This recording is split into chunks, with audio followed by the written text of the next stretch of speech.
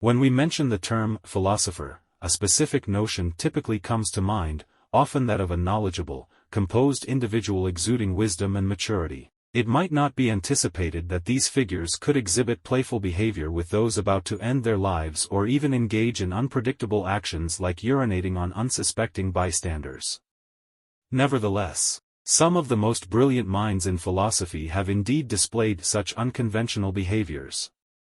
René Descartes' famous declaration, "I think, therefore I am," stands as perhaps the most widely cited concept in the realm of philosophy. His ideas are believed to serve as the foundation for much of Western philosophy, and the origins of these ideas are speculated to have been influenced by his time spent in an oven-like environment.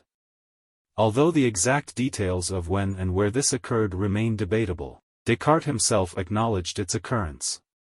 Contrary to expectations, the environment was not a conventional oven, but rather a stone room where a perpetually burning fire provided warmth. While the temperatures were raised for cooking, they were kept relatively low during other periods of the day. Despite being designed for purposes other than habitation, Descartes still chose to sleep in this space, leading to dreams that ultimately contributed to the underpinnings of his life's work. Diogenes, originating from ancient Greece, was renowned for his provocative actions. For instance, he once plucked a chicken and personally delivered it to Plato's school of philosophy. This seemingly bizarre act held a purpose, as Plato had publicly defined humans as featherless bipeds. Diogenes challenged this notion, asserting that human nature was more intricate. To support his argument, he procured a plucked chicken and presented it as a human to Plato's academy. In response, Plato amended his definition to include with broad flat nails.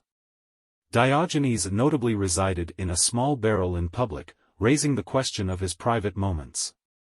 Strangely, he appeared to have no need for privacy, openly engaging in acts like masturbation within his barrel, visible to passers-by. When confronted by those offended, he defended himself by likening the act to relieving hunger by rubbing an empty stomach. Pushing further against societal norms of shame, he was also rumored to have urinated on those who irritated him and defecated in public theaters. In ancient Greece, the distinction between a great philosopher and an offensive vagrant seemed quite thin. Socrates earned the epithet gadfly of Athens due to his incessant questioning of the societal norms that Athenians took for granted, similar to how a gadfly irritates a horse. His probing, deemed as corrupting the young, led to widespread annoyance among Athenians and ultimately resulted in his trial and death sentence. As documented in Plato's Apology, Socrates was asked to propose an appropriate punishment for his actions. His response included a request for free maintenance by the state. In modern terms, he suggested that the government should provide him with sustenance and wages, as he viewed his questioning as a service to society. Despite his rebellious spirit, his attitude did not spare him from the death penalty. Peter Singer, an Australian philosopher specializing in ethics, is known for sparking controversy with his thought-provoking ideas. One of these notions was his assertion that bestiality might not be entirely reprehensible. During a live Australian television appearance, Singer expressed opposition to actions causing harm to animals but suggested scenarios where both parties derive pleasure. He provided an example involving a woman receiving oral stimulation from a dog. This viewpoint clashed with psychologists and politicians on the panel.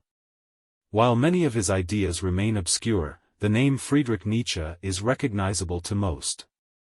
Although he is acknowledged as a philosopher, details of his life are less commonly known. On January 3, 1889, Nietzsche witnessed a cabman whipping a horse, prompting him to rush to the horse's defense. He embraced the horse and wept before collapsing. This event marked a turning point in Nietzsche's life, leading to further struggles. Jean-Paul Charles Aimard Sartre, an existentialist and political philosopher of the 60s and 70s, received the Nobel Prize in Literature in 1964. Interestingly, he declined the award, fearing it would permanently tie him to the Nobel Committee. His refusal garnered substantial media attention, and he hid in his sister-in-law's apartment to evade inquiries. Alexinus, an ancient Greek philosopher, is less recognized due to his failed attempt to establish a philosophy school named the Olympian. His move to Olympia from Elis was motivated by this desire. However, the school was ill-prepared, quickly ran out of supplies, and was poorly maintained, resulting in students abandoning it. Alexinus was left with just one servant. Demonax, despite his ominous name, was a respected philosopher in ancient times. He gained admiration for his knack for resolving conflicts. He actively engaged in mediating disputes among quarreling siblings and restoring marital harmony.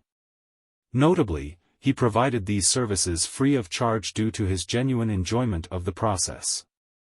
In his old age, Demonax chose to stop eating until his death, an act he undertook as he believed he could no longer care for himself. He was nearly 100 years old at the time. Jean-Jacques Rousseau, a Genevan philosopher renowned for his contributions to politics and sociology, exhibited behavior inconsistent with his later theories on education and child-rearing. He fathered 5 children but abandoned them to an institution, driven by the trend of abandoning children and boasting of sexual exploits within his social circles. This incongruity did not escape criticism from fellow philosophers like Voltaire, who accused Rousseau of hypocrisy. Please like, subscribe, and check out these 2 videos on screen. Thank you for watching.